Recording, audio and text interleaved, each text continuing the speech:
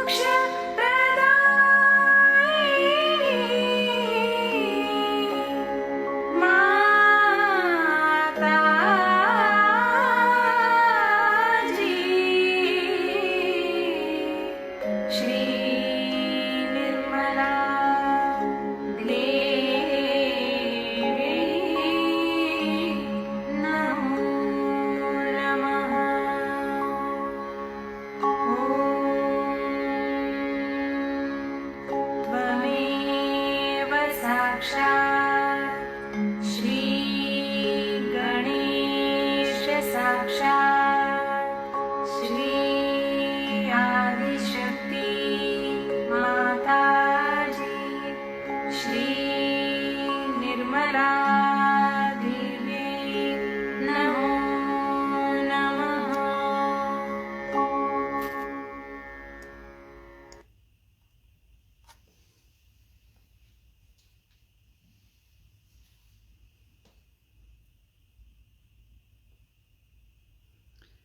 You are the holy river, moving through the three worlds, a living prayer upon the earth. You are the holy river, daughter of the mountain king. Through silent valleys you bow to him. You are the holy river, moving through our heart and soul, our elder sister, sister of all. Shri Mataji. That beautiful poetry was included in a letter which came to most of us, I would imagine, a couple of days ago, from some Sahaja sisters living on the mid-north coast of New South Wales. I'm going to read part of the letter, and it reads as follows. The Manning River, also known as Bullambati, is currently flooding. Beyond all known records. And we, the 9 yoginis of the mid-north coast of New South Wales, know this river to be our elder sister Shri Vishnumaya. The letter continues by mentioning the river's many special qualities, and we are then asked if all yogis would please meditate on this aspect of Shri Vishnumaya, this holy river within, and ask for peace in ourselves, in the collective, and in the world. It is then signed, "Much love, your sisters from the mid-north coast of New South Wales." Shri Mataji. So with our attention at Saraswara, let's have a few minutes in silence on these matters, because they really are having a very hard time in that part of the world with flooding.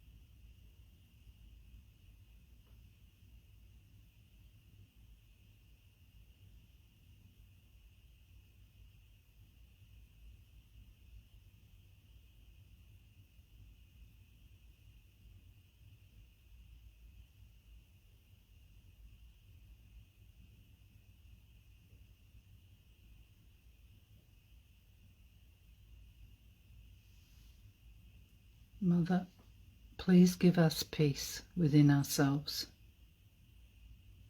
Please bring peace to our collectives and to all the world. Jai Shri Mataji.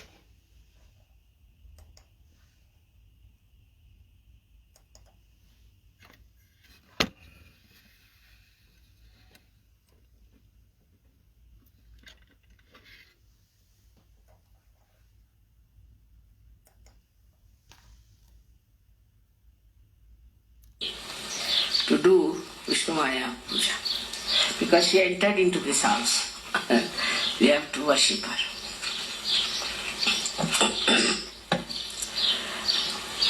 First we should know who is Vishnumaya. It's very important to know, because in the Devi Mahatmyam she is only described as the incarnation of the goddess. Vishnumayeti Shabdita. She is called as Vishnumaya. But let's see who is she after all. This Vishnumaya is who? So Vishnumaya is the Kali, we can say, and is the daughter of Mahakali. She came on this earth and killed many devils and many Rakshasas to save the saints from their aggression. And she always acts in that manner to kill all the negativity of the world.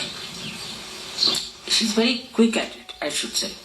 And she knows where is the negativity, and she tries to burn that negativity as fast as possible.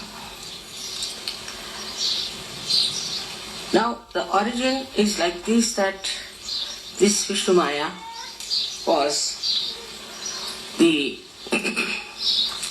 daughter of Mahakali, who was created by Mahakali herself to fight these demons. But also she was given special weapons to do this work. But at the time of Sri Krishna, she was born as the sister of Sri Krishna. And instead of Sri Krishna being killed by her uncle, as you know the story is, she was exchanged. She was actually the daughter of Yashoda, exchanged for Sri Krishna. And this girl, little girl, was killed by the uncle of Sri Krishna, who became the lightning in the sky and announced that Sri Krishna has already incarnated and your destiny is in his hands and he is going to kill you, she told Kansa. So this is the Vishnumaya. Then again she took her birth at the time of Sri Krishna, when he was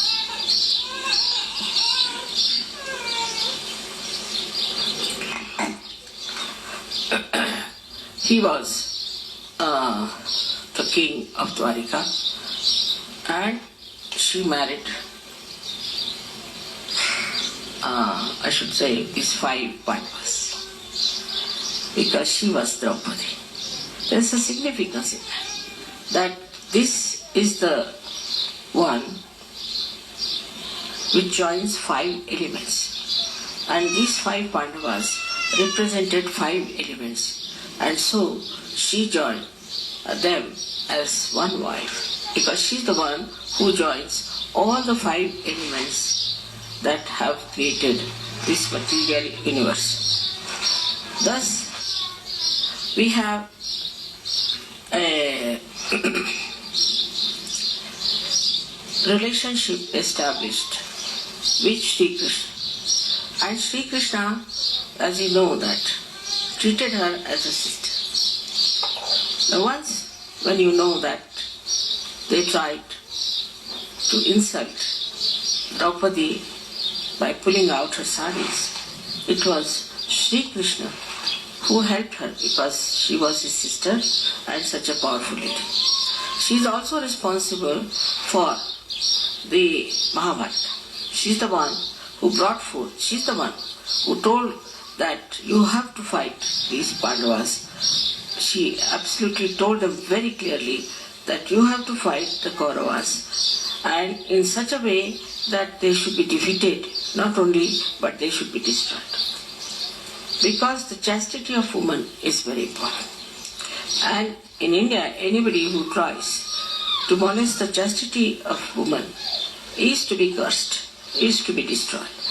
And this was a very great message of Mahabharata, that only because she was insulted so much, all the war took place and all of them were destroyed. So this is the story of Vishnumaya. But as all the deities are now in Adi Shakti residing, she is on your left Vishuddhi, reflected. And the left Vishuddhi is very important because we have problems of our ego.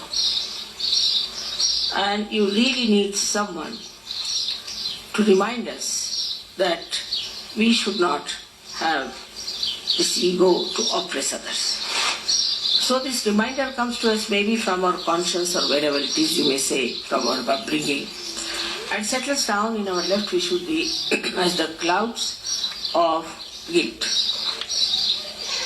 Also, as you know, Catholic Church and all these people, every religion starts saying that you are a sinner, and all this settles down in the left side of your Vishuddhi chakra. So the guilt is there. If the guilt is there, then it is there, she is sitting down. This guilt, when rubs against each other as the clouds in the sky, Vishnumaya gives you a feeling of burning. She burns the bhoots there, she burns our guilt, and also she removes our doubts about ourselves with her light. But in the beginning, in Sahaja Yoga, as you see, when the Kundalini rises, you feel always the left side, very clearly, the pain or sometimes the burning. And sometimes people say, Mother, why am I feeling such burning here when the Kundalini is rising? Because it's the Vishnumaya, she is trying to burn them out. This is one of our capacities, to burn. Some of them, like we can say, the water element can dissolve. Then the ice can soothe you down. But Vishnumaya is an element like electricity, which really puts you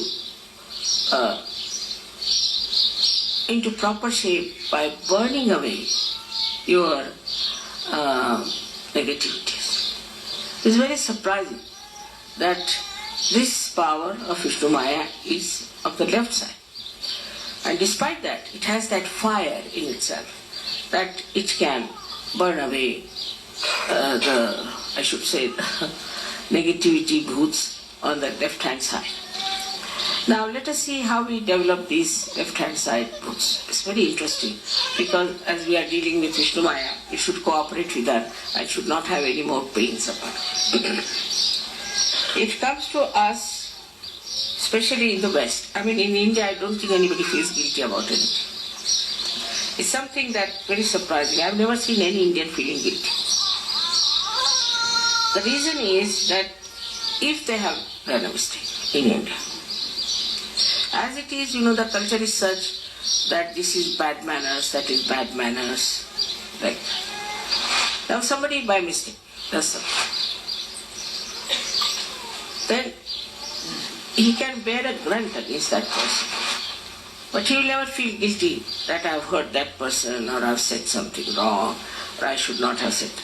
Because in the whole culture there is nothing like sorry and thank you. It's funny culture Indian is. There's nothing like saying sorry, and so much thank you also they don't say. And all the time saying thank you, and good morning, good evening, I mean all the time. It's more sort of a artificial thing for us. Even in Maharashtra, the women never even say namaste except to the goddess or to God or to incarnations. or in the temples. They'll never say to some man, Namaskar, like this. Just like this, or they might just smile. That's all. So it is because we have to only bow to God. Why should we say good morning to everyone, good evening to everyone? We should say good morning only to God. You see, that's the situation. So it is the way it is being done. Now, if you have done anything wrong, say in the East, I mean in India as it is, if you have done anything in a way that you should not have done. So there are only two ways they deal with it. Either they will confess it and go, that person that I have done this wrong, now you can cut my throat, do what you like. Whatever punishment you give me, I am willing to do. This is the first thing they'll admit. That if you think that I have done wrong, you can slap me immediately. I can pick up the slap. Supposing you say something rude to your father. It's not to be said, it's bad manners because he's elder.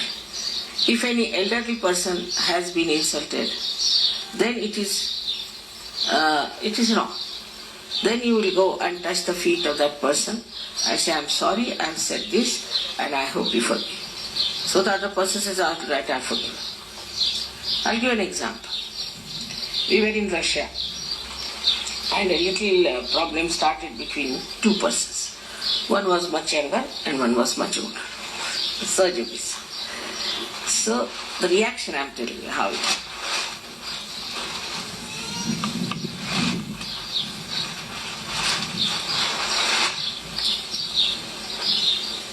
So the elder one came and complained at 2 o'clock in the night that this man said that you don't know what I am capable of. I said, really? That he should not have said such a thing to you. So I called that fellow, woke him up at about 2:30. I said, why did you say such a thing to him? You should not have said. He's your elder, you cannot say that. Because he said that, mother, he talked to me as if he could talk to his own servant.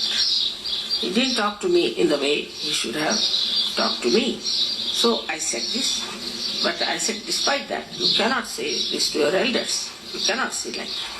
Yes, of course, I know I made a mistake, and actually I was not sleeping. I was not awakened. I was not sleeping. I was thinking I should tomorrow morning go and ask for his forgiveness and finish it. So I said, just now, immediately got up and got hold of his feet, and he said, now forgive me, because you were also too much of it. I said, I agree, that was my mistake, so you also forgive. Finished. And in the West, formerly, it was not so bad also. What they used to do, supposing there's a quarrel between two men, they would use their boxing, box each other nicely, and everybody will box each other, finished. Nowadays you cannot box anyone, you cannot ask for forgiveness, it's too much of prestige, this, that. All these artificial things have made you feel guilty because you are supposed to do that. If anybody, it's natural. If anybody has said anything to you, you will just go and box him and say, why did you say such a thing to me? And that fellow will box you back and finished. It was a very common style. You see in all these old American pictures, you see all this. I've seen it all the time. So, like the Indian musicians can come this side. Idhar aa jaye, idhar aap log.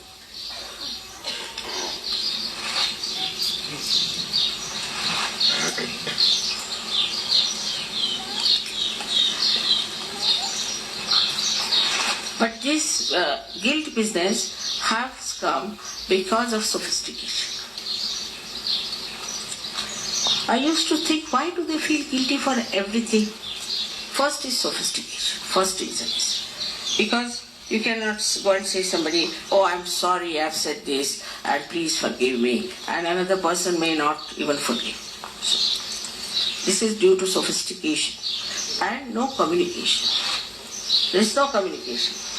I mean, in a country like India, people will fight, and next day you will see them hugging each other. It doesn't last long, very much.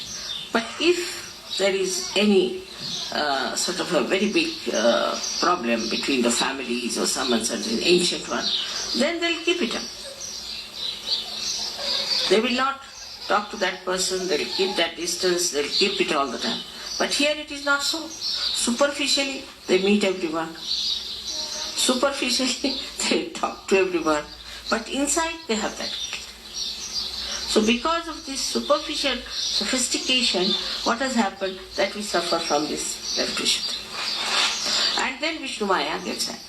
That's why most of the people in the West I've seen have left Vishuddhi, and even I have got it from you all. It's like that. So it's nothing, it's artificial, it is mythical, nothing to feel guilty about.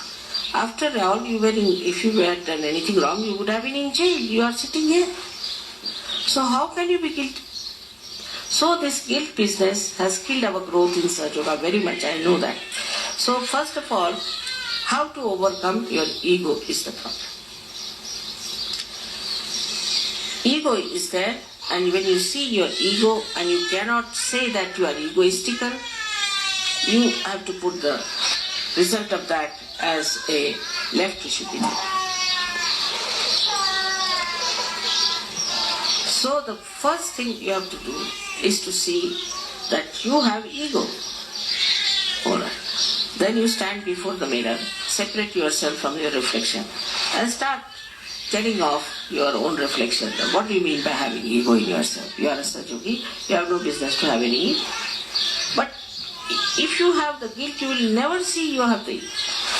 You will just feel the guilt but never see you have the ego. And that's how ego remains and the left Vishuddhi also remains. Both things can be easily conquered if you face yourself. Just see yourself, this was my ego. Yes, why should I have ego? Now there are ways of removing all these imbalances within ourselves through Sahaja. It's not difficult. And has been removed. So you know right side, left side is so simple. Sahaja Yoga is just movement of your fingers and hands, that's all. It's not a thing diagnosis where they take out your blood, take out your tongue, take out your eyes and declare that you are healthy. It's not that way. It just, you can feel it, that you are alright, you are in balance. Once that balance is established, there is no problem with Vishnumaya. So this Vishnumaya, who was the sister of Shri Krishna and later on came as Draupadi and all that, is today also existing in this life. And in your left Vishuddhi. But people do not want to see what's wrong with them. This is the big problem. Like in York, they had a church where a bishop of Durham, useless fellow, he declared that Christ was an ordinary man and he could have been a homosexual. Can you imagine such a thing to say? I mean, even to hear is too much. And we should make some experiments. We should find out through some discoveries. Can you imagine such a hopeless thing we should say in the church? So, when the whole thing was ceremonial, he said it. Then our Archbishop of Canterbury, who's another one, was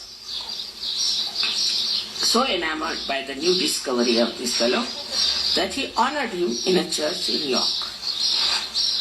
And then after the thing, the whole thing was about to be over or something, they saw lightning looming around the church, around it.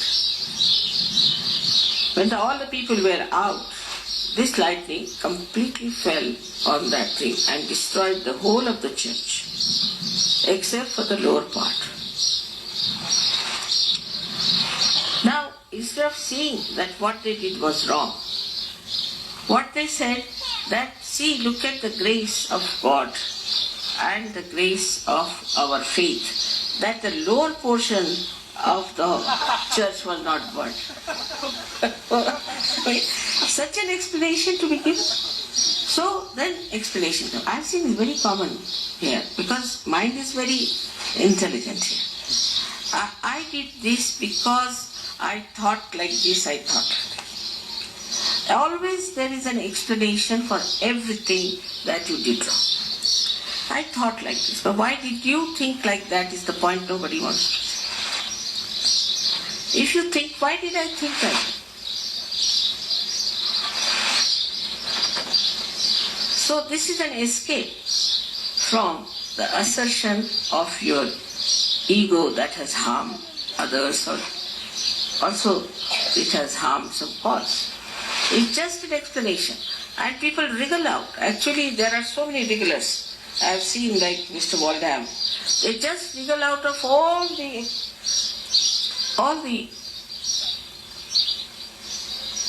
problems they have created, all the bad things they have done. I mean, somehow or other they know how to wriggle out. Because this method they have developed is to just to say something that would somehow or other give them a little capacity to escape. But they don't want to face it. So now, we have to understand that we must face it. And I know certain people also say, there are certain whom you tell them, why it has happened. I thought, but why did you think you should have seen the vibration? You are not on the thinking level. You are now on the vibration level. Why not use your vibratory awareness? I thought. Once this I thought comes in, your attention is on something that is mythical. The reality is that you have committed a mistake. All right, admit it's a mistake and it's to be corrected. Now take a car. Now there's a car. If the car gets out of order or something, the car doesn't think I thought, does it? And we also don't think that the car thought. Never. What we do is to correct the car. Finished. If you have to drive the car, we correct the car. In the same way, this mind, which says, I thought, should on the contrary correct itself. So this sentence of I thought should be out of the language of such a person. So we don't think, we are in thoughtless awareness. We'll leave it there this morning and continue on in silence.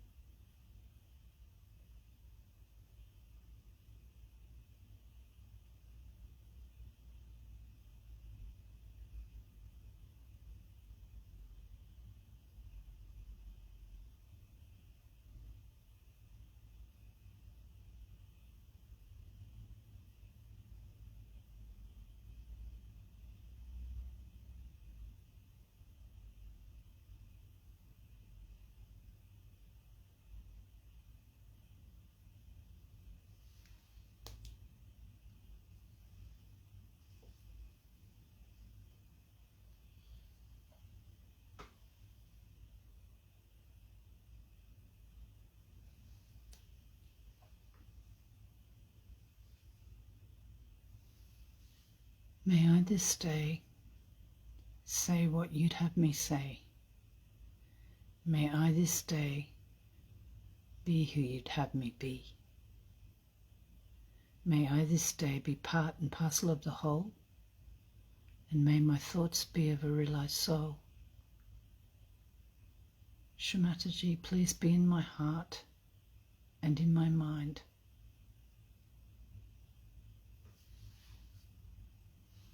Let's just say the last verse of the 3 group mantras.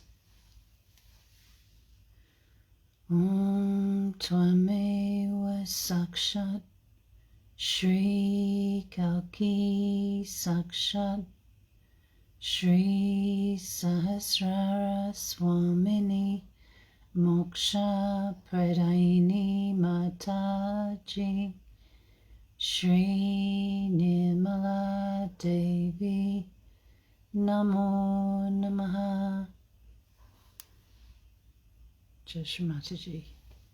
Thank you for being with us this morning. When you're ready to finish your meditation, please bow down in front of Shri Mataji, raise Kundalini and put on a bandhan, and then have a wonderful day ahead. Jai Shri Mataji.